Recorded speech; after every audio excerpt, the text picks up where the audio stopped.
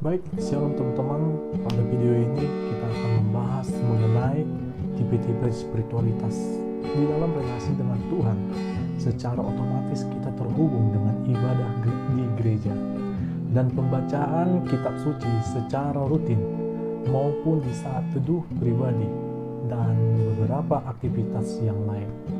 Sebelum kita melanjut mengenai tipe-tipe spiritualitas, kita harus mengetahui apa itu arti dari spiritualitas. Spiritualitas ialah pencerahan diri di dalam mencapai tujuan dan makna hidup.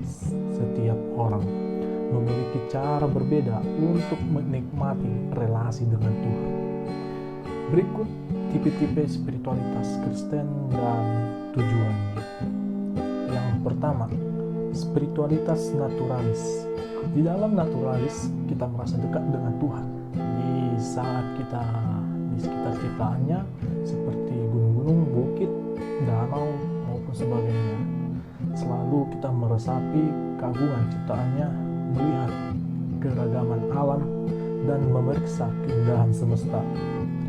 Dan kedua, indrawi. Indrawi itu dapat kita merasakan sangat dekat dengan Tuhan apabila di dalam suasana ibadah gereja dan yang menggunakan alat seni musik untuk meningkatkan kehidupan doa dan ibadah.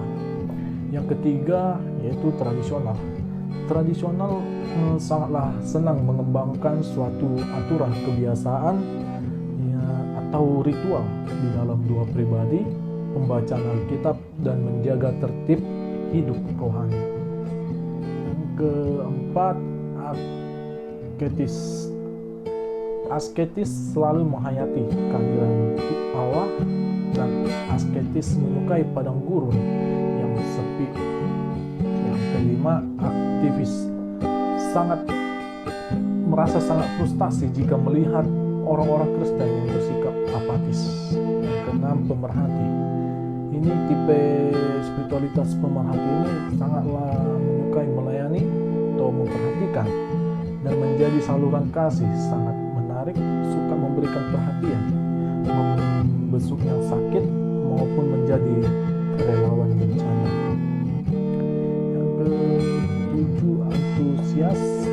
Antusias ini suka berekspresi dalam penyembahan, gerakan roh secara nyata, membangkitkan maupun semangat, menyukai kejutan-kejutan dari Tuhan yang bekerja dengan cara yang tidak terduga. Ada banyak hal yang terduga. Kedelapan, kontemplatif, yaitu lebih mementingkan kasih, persahabatan, dan kekaguman kepada Tuhan. Suka menikmati, meluangkan waktu tanpa diganggu untuk duduk diam di dalam doa dan menikmati kehadirannya. Kesembilan yaitu intelektualitas. Intelektualitas lebih melihat satu bidang studi dalam teologi, sistematika, historika, etika maupun apologetika. Sekian.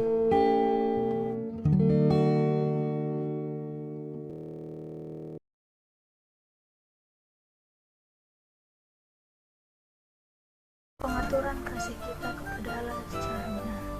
Sifat hakiki manusia adalah untuk mengasihi dan mencari kasih. Inilah sebabnya Allah berulang kali meminta kepada kasihnya. Alkitab dipenuhi dengan pengajaran kasih. Ini ada beberapa dalam Alkitab tentang kasih, yaitu kasihilah sesamamu seperti dirimu sendiri. Imamat 19 ayat 18. Kasihilah Tuhan Allahmu dengan segenap hatimu, dengan segenap jiwamu, dengan segenap kekuatanmu. Imamat 6 ayat 9. Ini hanyalah sebagian kecil dari banyaknya Alkitab yang berbicara tentang kasih Allah. Untuk memperdalam pengertian kita, Allah berulang kali mengarahkan kita kepada Yesus, perwujudan termulia dari kasih.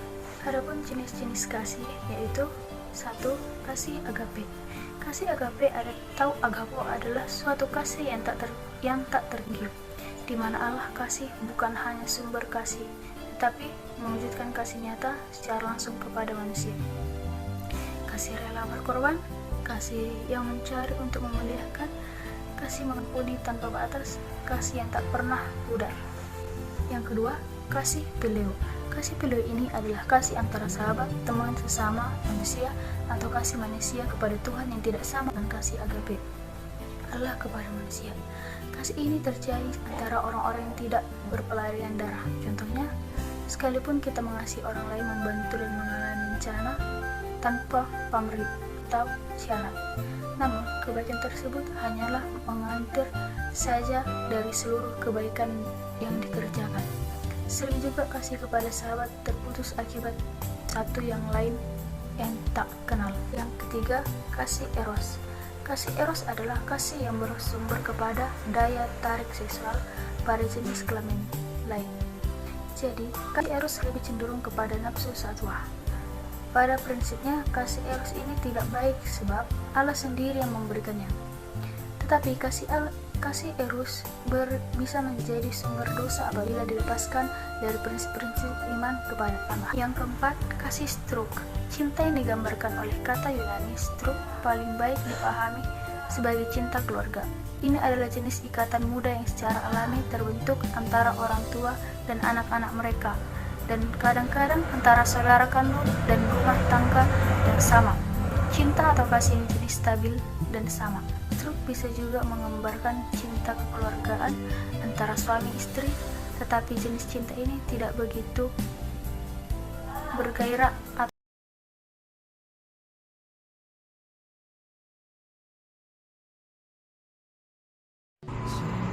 kita memuji nama Tuhan, kita memuji Tuhan dengan segenap hati. Kita agungkan Tuhan yang perkasa, lemah lembut dan penuh cinta. Tuhan adalah penyayang dan penyabar. Tuhan menjalankan keadilan seperti berada pada tengah kegelapan. Dengan terang yang bersinar cerah, menjamah hati setiap orang berdosa. Tentangku tak terselami. Sungguh, ia adalah kawan yang sejati. Mari kita semua para pemberontak, pemabuk, dan para perzinahan, marilah kita menghadap Tuhan dengan segenap hati.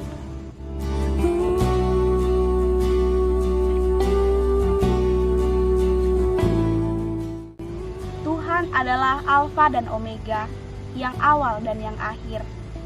Adalah tangan yang memelihara burung-burung di udara, menciptakan kehangatan yang harmonis. Menjauhi rohmu yang suci. Panggil namamu, ku dengar jawabanmu. Saat ku sebut namamu, ada kuasa dalam hidupku. Saat ku memujimu, rasakan hadiratmu.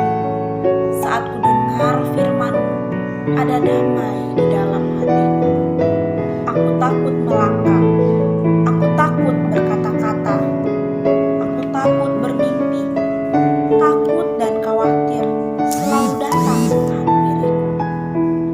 Bagiku, semuanya sunyi, bagiku, semuanya tak berarti. Aku telah meninggalkannya, telah melepas pegangan tangan kasih-Nya. Namun kini ku sadari, hanya Dia yang mampu pulihkanku. Ya, Dia adalah Bapa, Sang Pencipta langit dan bumi. Semuanya itu akan terasa berarti oleh karena penyertaan-Nya dalam kehidupanku.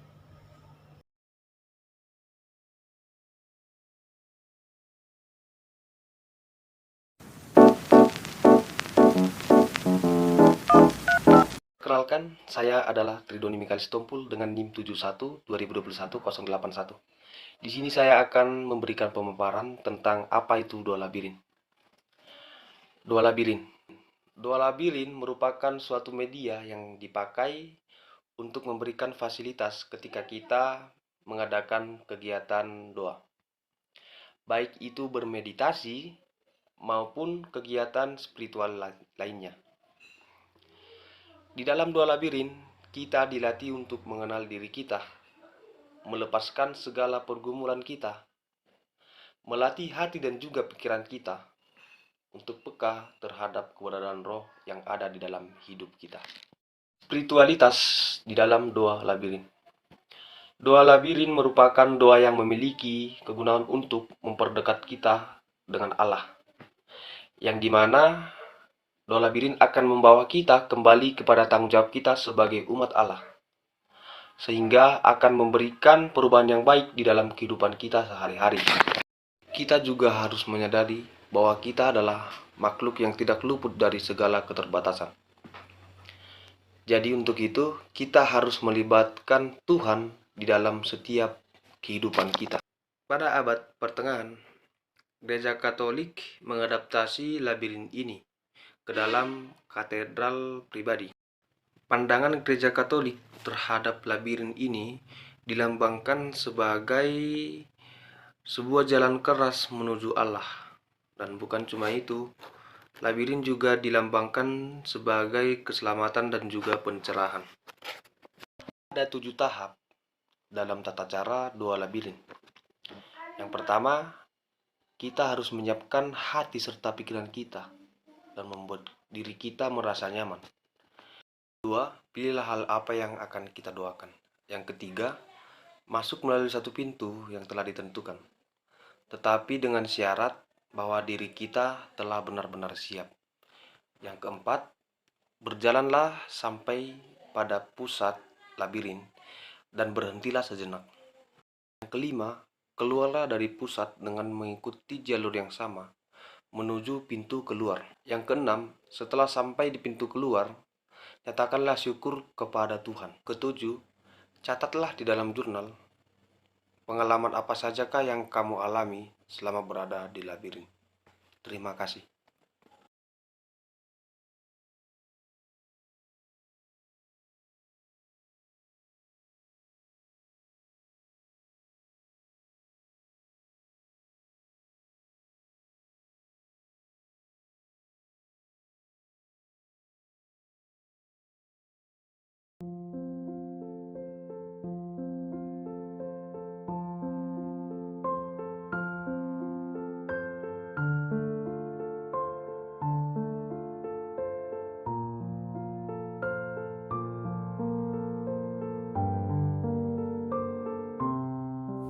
Tersenyumlah, wahai semesta. Semesta tidak pernah sedikit pun bersedih. Ketika cerah berawan, bukan berarti ia gembira. Bahkan ketika hujan pun, bukan berarti ia menangis. Hanya saja, semesta tidak pernah sedikit pun memperlihatkan kesedihannya. Ia tetap indah meskipun terlihat dari kejauhan.